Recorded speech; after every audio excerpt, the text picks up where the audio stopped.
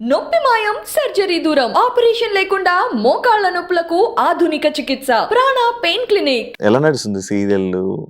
బానే నడుస్తున్నాయి. జబర్దస్త్ ఎందుకు మానేసావు? శ్రీదేవి డ్రామా కంపెనీ ఎందుకు మానేసావు నువ్వు?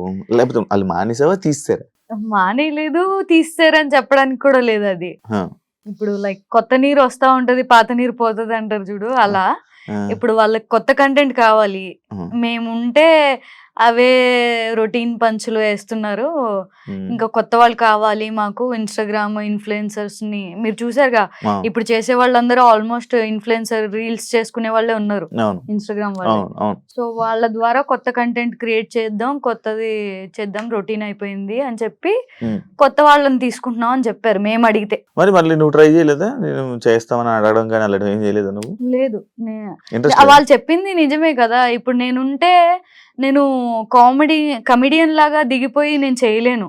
నన్ను ఇప్పుడు దాకా నేను చేసింది శ్రీదేవిలో గానీ జబర్దస్త్ లో గానీ ఒక గ్లామర్ పంచ్లు, గ్లామర్ తగ్గ పంచెస్ అవన్నీ చేశాను నేను. నన్ను ఒక గెటప్ వేసి చేయమన్నా కూడా నేను ఎప్పుడు చేయలేదు. సో నేను కమిడియన్ ని కాదు, అందుకని నేను వాళ్ళు చెప్పిన రీజన్ కి యాక్సెప్ట్ చేశా. షబ్బీనా మామూలుగా అమ్మాయిలా బిహేవ్ చేయండి, మొగరాయిలాగా టాంబాయిలా ఉంటాయండి చెప్పు మాటలు. నేను అంతే, నన్ను అలానే పెంచారు. నాకు కూడా అలా ఉండడం చాలా ఇష్టం. అబ్బాయిలా ఉండడం అసలు చాలా అంటే చాలా ఇష్టం. అంటే ఎలా, ఎందుకు అబ్బాయిలా ఉండడం అంటే ఇష్టం? ఎందుకంటే చాలా బెనిఫిట్స్ ఉంటాయి. మంచిగా ఎలా పడితే అలా కూర్చోవచ్చు, ఎలా అంటే అలా డ్రెస్ వేసుకోవచ్చు, Actually ఇలా రౌడీలాగా ఇలా ఏంటి? ఇలా ఇలా ఉంది. కూర్చోవచ్చు, ఇలా అనొచ్చు, ఆ, మంచిగా ఉండొచ్చు. అందుకే అబ్బాయిలా ఉండడం. కొంచెం ఫ్రీడమ్ ఎక్కువ ఉంటది కదా అబ్బాయిలకి. నీకు అలాంటి ఫ్రీడమ్ కావాలి. నాకు అలాంటి ఫ్రీడమ్ కావాలి. ఏం నచ్చుతుంది అబ్బాయిల్లో నీకు బాగా? మేనరిజమ్స్, ఓకే, కూర్చునే స్టైల్స్, మేనరిజమ్స్ స్మోక్ అది కూడా. అనుకోవచ్చు. సీరియల్స్ లోకి ఎందుకు వెళ్ళావు? నాకు అది అంటే జబర్దస్త్ కు ముందు సీరియల్స్ చేసావా? స్టార్టింగ్ నుంచి నేను సీరియల్సే. యాక్చువల్లీ ఫస్ట్ స్టార్టింగ్ అయితే నీలాగే యాంకర్ లా చేశాను. తర్వాత ప్రదీప్ పెళ్లి చూపులు షో వచ్చింది కదా, సో అందులో ఎంట్రీ ఇచ్చాను. అందులో ఎంట్రీ నుంచి సీరియల్స్ లోకి వచ్చా. సీరియల్స్, సినిమాలు చేస్తూ జబర్దస్త్ షోకి వెళ్ళా. ఓకే. జబర్దస్త్ ని రిఫర్ చేసింది పవిత్ర.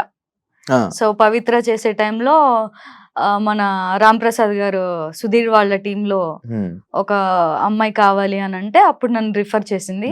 అప్పుడు ఎంట్రీ ఇచ్చా వాళ్ళ టీంలో. వాళ్ళ టీంలో చేసిన తర్వాత నాకు మంచి పేరు తీసుకొచ్చింది కెవ్వు కార్తిక్ టీం. ఒక్క స్కిట్టే వాళ్ళ టీంలో చేశా, ఇంట్రడ్యూస్ చేసింది మాత్రం వాళ్ళు, రామ్ ప్రసాద్ వాళ్ళు. బట్ కంటిన్యూస్ గా నాకు మంచి పేరు ఇచ్చింది Kevvu Karthik team and director Sripada, Naresh తో అది లవ్ ట్రాక్ అవి చేసి. పవిత్ర ఇలాంటివన్నీ బాగా చేస్తుంది, సజెషన్లు కానీ. పవిత్ర అందరికి హెల్ప్ చేయడంలో ఫస్ట్ ఉంటుంది. సుధీర్ తో వీళ్ళందరితో ఇప్పుడు టచ్ లో ఉన్నా? ప్రెసెంట్ రామ్ ప్రసాద్ వీళ్ళందరూ టచ్ లో ఉన్నారు నీకు? రామ్ ప్రసాద్ గారు టచ్ లో ఉన్నారు. సుధీర్ అప్పుడు స్కిట్ చేసిన తర్వాత కొద్ది రోజులే ఆయన చేశారు కదా, తర్వాత నుంచి మూవీస్ అని బయటకు వచ్చేసారు. ఇప్పుడు బిగ్ బాస్ టాపిక్స్ లోకి వెళ్దాం కాసేపు సరదాగా. ఓకే. మణికంఠ గురించి వీడియో చేయాలని ఎందుకు అనిపించింది నీకు? నన్ను ఒక ఛానల్ వాళ్ళు అడిగారు బేసిక్ గా, ఇంటర్వ్యూ కుదరలేదు. సో చాలా సార్లు కుదరలేదు పాపం, అందుకని ఒక 2 minutes వీడియో ఇన్స్టాగ్రామ్ లో చేసి పంపించాను. అది ఎందుకు అసలు? ఎందుకంటే నాకు ఒక మా అన్నయ్య ఎలాగునో అలానే ఫీల్ అవుతా మణికంఠ నేను కస్తూరి సీరియల్లో 1.5 year వర్క్ చేశాను. సో అందులో నాకు బ్రదర్ క్యారెక్టర్ గా చేశాడు, అలానే కనెక్ట్ అయిపోయాడు. బ్రో అనే పిలుస్తాను నేను. తను కూడా తనకి యాక్చువల్లీ ఎవరు లేరు ఏది షేర్ చేసుకున్నాం అన్నా. నిజంగా ఎవరు లేరా? ఎవరు లేరు. మా తాతయ్య అండ్ తను కలిసి ఉండేవాళ్ళు. స్టెప్ బ్రదర్ సిస్టర్ వేరే ఇంట్లో ఉండేవాళ్ళు.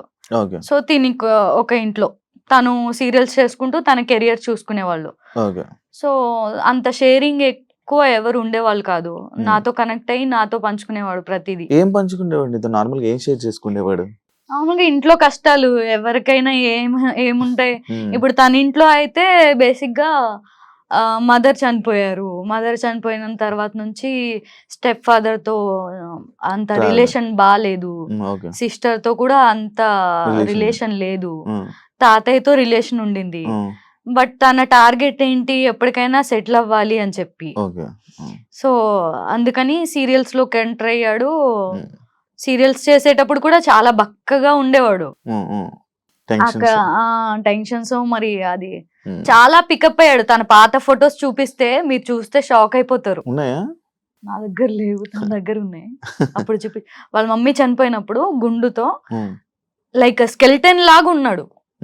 స్కెలిటన్ లా ఉన్న మనిషి జిమ్ కి వెళ్ళి ఒక సీరియల్ ఆర్టిస్ట్ కి ఒక క్యారెక్టర్ కి సూట్ అయ్యే విధంగా పికప్ అయ్యాడు. అంత మోటివేట్ అయిన మనిషి తను. అలా సీరియల్స్ చేస్తున్న టైంలో సెటిల్ అవ్వాలి అని చెప్పి లవ్ కమ్ అరేంజ్ చేసుకున్నాడు. Love come arrange marriage. అందరు అరేంజ్ మ్యారేజ్ అనుకుంటున్నారు, లవ్ చేసి అరేంజ్ మ్యారేజ్ చేసుకున్నాడు. సో అందరిని ఒప్పించి. ఇప్పుడు యుఎస్ లోనే వాళ్ళ వైఫ్ యుఎస్ లో ఉండే. అవును, యుఎస్ లో. యుఎస్ నుంచి ఎందుకు వచ్చాడు? రీజన్ చెప్పాడా? వాళ్ళు పంపించేశారా? లేదు పంపించలేదు. అక్కడ ఏం లేదు కదా వర్క్. తనకి సమ్ వీసా ఉంటదంట కదా అక్కడ వర్క్ చేయాలంటే. ఆ వీసా ఇప్పిస్తా అని చెప్పి తను చెప్పింది వదిన. సో ఆ వీసా సమ్ ప్రాబ్లమ్స్ వల్ల అప్లై చేయడం, ఆ ప్రాసెస్ జరగడం అదంతా జరిగింది. ఈ లోపే కన్సీవ్ అవ్వడం, పాపని టేక్ కేర్ చేయడం అండ్ ఆ కన్సీవ్ ప్రెగ్నెంట్ ని ఏమంటారు అదే ప్రెగ్నెంట్ లేడీని తనే దగ్గరుండి చూసుకోవడం అవన్నీ చేశాడు పాపం. ఎవరు ఉండరు కదా యుఎస్ లో చూసుకోవడానికి. తనే తన వైఫ్ ని దగ్గరుండి చూసుకున్నాడు. పాప పుట్టింది. ఇంకా అప్పటికి మళ్ళీ వాళ్ళ మమ్మీ చనిపోయినప్పుడు ఎలా ఉండేవాడో అలా అయిపోయాడు మళ్ళీ. అక్కడ ఉండడం వల్ల, యుఎస్ లో ఉండడం వల్ల తను అక్కడే మొత్తం చూసుకునేవాడు. వీడియో కాల్స్ చేసేవాడు నాకు.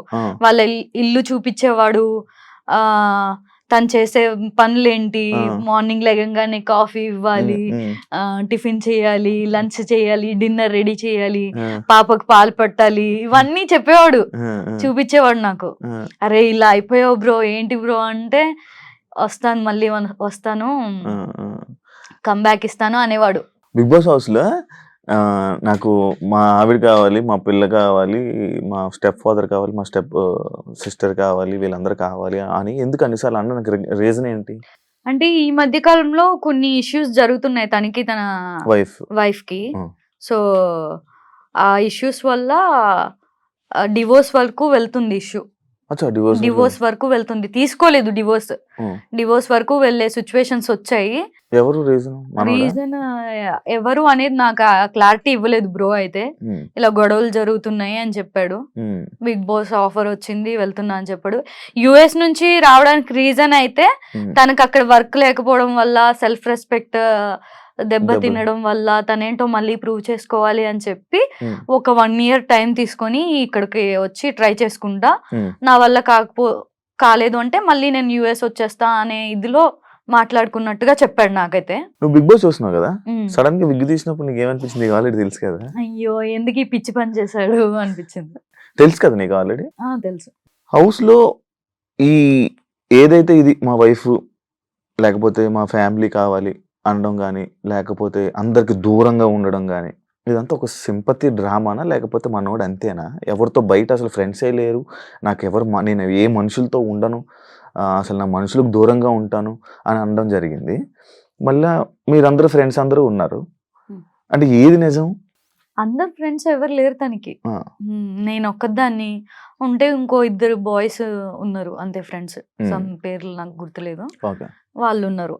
ఫ్రెండ్స్ ఏమీ లేరు తనకి. తను యుఎస్ వెళ్ళిపోయాడు కదా, ఇప్పుడు దాకా యుఎస్ ఉండి మొన్ననే వచ్చి ఏదో వెబ్ సిరీస్ చేస్తూ ఉన్నాడు.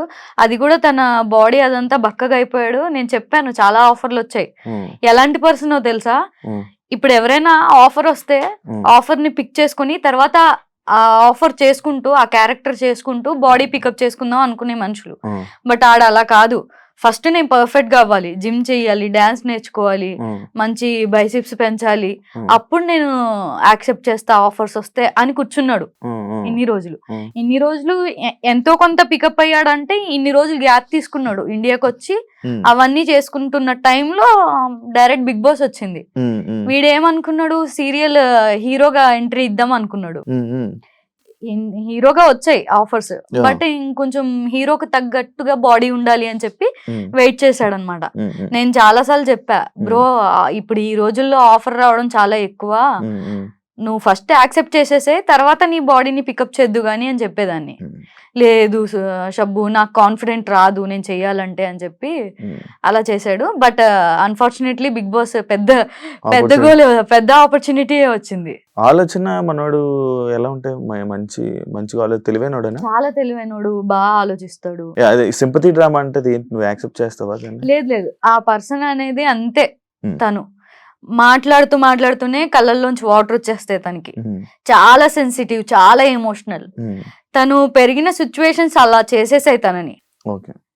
మమ్మీ దగ్గర పెరిగినట్టున్నాడు చిన్నప్పటి నుంచి. మమ్మీ చనిపోవడం, తర్వాత తాతయ్య, ఇంకా చెప్పేవాళ్ళు ఎవరు లేరు. డాడీ ఫస్ట్ డాడీ చనిపోయారు.